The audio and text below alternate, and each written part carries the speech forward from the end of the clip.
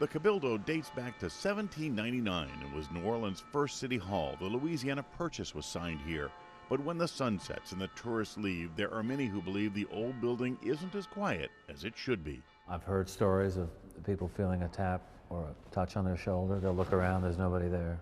I have access to some of the doors that the public can't get through. And it's almost like when you're going in, you almost hear something.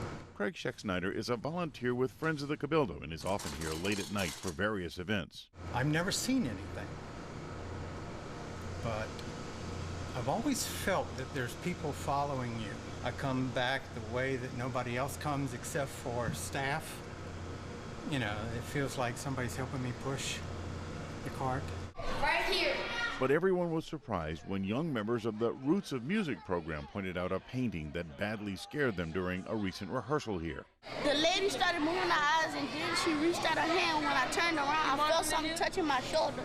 Then I felt a slight breeze. I looked back, and her arm was actually out of the painting. I saw like a rocking chair right in the corner. Was anybody in it? It was rocking by itself? Behind the main building are what once were jail cells, the heavy iron bars still attached to the doors. And it is here that people report seeing the ghost of a British soldier from the Battle of New Orleans who was hanged here as a spy. Those who have seen things in the Cabildo say sometimes they'll see a soldier and he'll be in a tattered uniform, and that's pretty creepy. But they say the most haunted museum is right there, the old U.S. Mint, which dates back to 1835. And there's a ghost they still get reports about. Just this afternoon, they directed my attention to that balcony, saying during the Civil War, a man was thrown off that very balcony and hung. And they call him Poor Mumford. William Mumford was executed in 1862 when federal troops recaptured New Orleans. When Farragut came up the river with his fleet, his Marines ran up and put the U.S. flag over the building. Mumford came in, took the flag down, tore it into shreds, and was going through the city with it. And he was later arrested. This was the courtyard. This is where the crowd would have been. This is where they hanged poor old Mumford, right here. One person said that they saw a shadow of a man walking through the lobby area one evening. And they were pretty scared by that.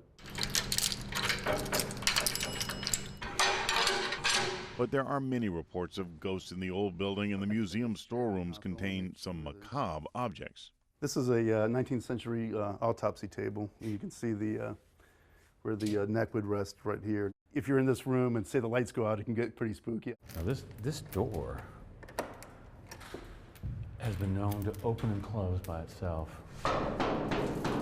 But in an isolated wing is a federal prison, 3 stories high, 30 jail cells with metal walls dating back to the 1920s and 30s. Bill, this little jail complex, which nobody knows about, I think is one of the creepiest places in New Orleans. And it's here they see the ghost known as Lonesome Larry. The story that I've heard from some of the security folks here is that this balcony out here is sometimes they'll see an apparition in prison stripes and they'll be out having a smoke. Whether you're a believer or not, even the skeptics say there might be more here than meets the eye. Our whole history and our whole culture is preserved here. And that's, I think, the real meaning of the haunted Cabildo and the haunted museums of our state.